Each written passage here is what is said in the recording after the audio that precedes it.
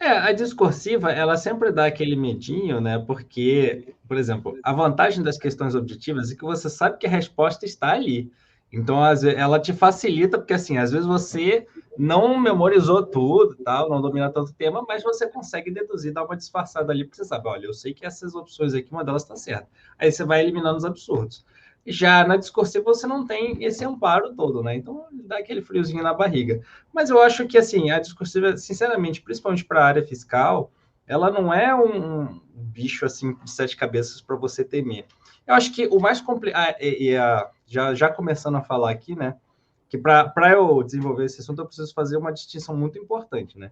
Que quando a gente fala em questão em discursivas, a gente pode falar, tá falando de três coisas diferentes, que são muito diferentes entre si, que é redação, questão discursiva e peça técnica, que não são a mesma coisa e não têm o mesmo grau de dificuldade. Para mim, o que é mais complexo, sim, mas é só para alguns concursos específicos, é a peça técnica, que essa você tem que dar muita ênfase a treinar a forma. É o caso, por exemplo, de prova de sentença para juiz, parecer de auditoria, que às vezes você tem que dar. A própria segunda fase da OAB é assim.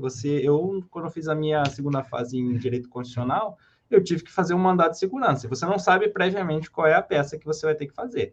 Aí eu fiz um mandado de segurança lá, que era, ó, você deduz, né, pela questão que é dada, e você tem que treinar várias peças diferentes, saber identificar, usar lá o vademecum e escrever. Ele tem toda uma formalidade para você fazer. Essa aqui dá mais trabalhinho para fazer.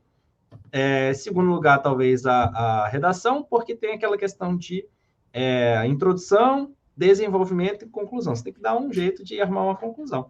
Mas, assim, sinceramente, existem se você treinar o suficiente, você vai perceber que as conclusões todo o raciocínio que você bota numa redação comum, ele é extremamente raso, né? Porque em 30 linhas você não consegue expressar quase nenhuma ideia. Então você só precisa treinar algumas ideias ali e ir botando elas numa ordem coerente, né? Sem errar o português. E depois tem as questões discursivas. As questões discursivas eu acho legal porque, assim, muita gente não percebe isso. Eu vejo até por alunos meus que têm me mandado discursiva que eles fizeram para dar uma olhadinha, e nas primeiras eles fazem como se fosse uma redação, e não é, vocês não devem fazer isso. A questão discursiva, a forma é irrelevante, a forma. Quer dizer, você tem que ser claro, direto, assim, categórico. O cara te perguntou quanto é 1 mais 1, você vai botar 2. 1 mais 1 ou no máximo você bota 1 mais 1 igual a 2, né? Repetindo o enunciado se você não quiser deixar pouca coisa. Mas aí nos slides a gente vai falar mais sobre isso, né? Eu trouxe até alguns exemplos de como é que isso é feito pelas bancas. Assim, quando a gente vai falar sobre textos, isso é uma coisa que eu acho que afeta mais a galera que, no geral, que faz concurso, porque na sociedade como um todo há uma dificuldade de se expressar, né? Oralmente e pior, né? Mais difícil ainda, de forma escrita. Por Sim. questões de, sei lá, falta de bagagem, de leitura, né? A galera lê pouco. Isso dificulta um pouco também. E também essa questão do medo, que acaba travando, né? Então as pessoas acabam achando que, poxa, existe tanta regra e tal, que o cara fica tão noiado com isso, ou preocupado, que acaba se perdendo. Eu Falar destravei só um um negócio pouco. aqui para eu não Pode falar. esquecer, que eu pensei agora. Que é um hábito que eu sempre tive, que assim, desde mais novo, assim, que eu acho que meus pais mesmo falaram, mas que faz toda a diferença do mundo. Por exemplo, se você está escrevendo, o pessoal às vezes fala, poxa, mas você escreve de um jeito tão formal no WhatsApp. Não é formal, mas mesmo no WhatsApp, nas redes sociais, em qualquer canto, eu procuro sempre exercitar o que eu estudei em gramática. E existe um motivo, porque assim você vai estar sempre com aquilo na ponta da língua. Porque quando você precisar fazer uma questão, ou redigir um texto ou um e-mail formal para o teu chefe, já vai estar habituado a fazer aquilo. Então, eu coloco a pontuação correta. Claro, não precisa ser extremamente rigoroso, até porque nem às vezes fica até estranho se você for rigoroso demais. Mas você bota lá a ordem direta, né? Sujeito, verbo, predicado, bota as vírgulas, treina sempre vírgula, sempre escreva com as vírgulas corretas nas suas conversas de WhatsApp. Isso faz uma diferença enorme. Quando você lê a aula de português, de pontuação, ortografia e tudo mais, exercite isso no dia a dia. Não pensa Sim. que é só porque é uma conversa informal eu não vou usar. Não, use isso, inclusive na fala. Tipo, você viu fulano? Assim, eu a vi. Às vezes sou estranho, mas você de tanto fazer aquilo, se exercitar o que você aprendeu, a forma correta, você na hora da prova vai colocar aquilo, vai lembrar. Você não vai ter que fazer um esforço imenso. Então, assim, acaba sendo, inclusive, uma coisa a menos para você decorar, entendeu? Se você Sim, nunca sim. usa, aquilo ali você tem que ainda acessar aquela memória que vai estar associada a uma aula. Não. Sempre escreva com português correto na medida do que você souber. É claro, e procure aprender, né? Corrigir e tal, usar palavras. Aumente seu vocabulário, leia, porque assim, quem lê bem, escreve bem, raciocina bem, se expressa bem. A questão da comunicação, quanto mais você pratica, melhor. É claro que a gente não passa.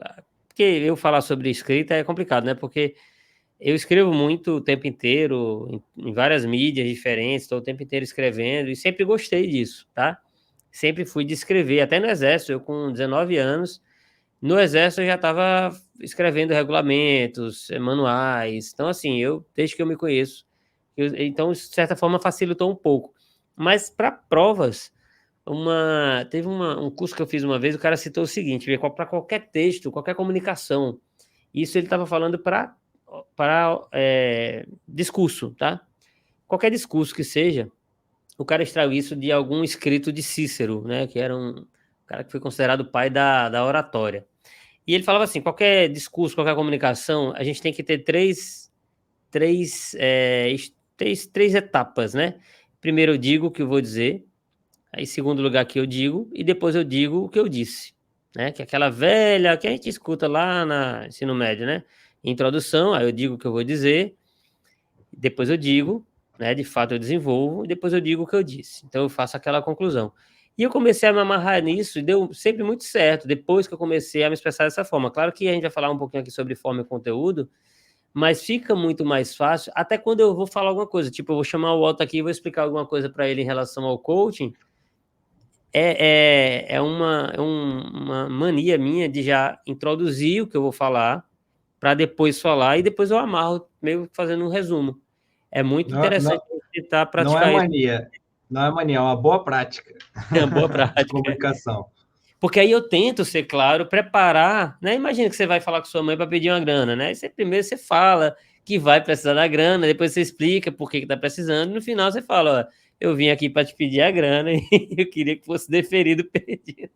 Então, meio que Nem nas sempre dá certo, peças, mas você se comunicou ali da forma que precisava. Né? exatamente. E depois eu descobri outra coisa que era muito interessante, mas que não cabe aqui nessa nossa discussão, mas que é interessante que nos textos nas peças, né, dos advogados e tal, você vê que tem meio que essa estrutura e há um certo reforço, né, dentro da estrutura do texto em vários momentos. Isso deixa muito mais claro. Mas, assim, isso falando mais sobre redações, né? Redações. Quando a gente fala sobre discursivas ou peças técnicas, eu já fiz peças técnicas em tribunais de conta, por exemplo, que são mais comuns. Aí o rito realmente importa, mas não se preocupem tanto com isso. Eu vejo uma galera desesperada para comprar um curso de não sei o que e tal. A gente aprende a forma em 2 semanas, uma semana. Não se preocupe com isso não, tá? A gente vai ter que conversar um pouquinho mais aqui sobre conteúdo.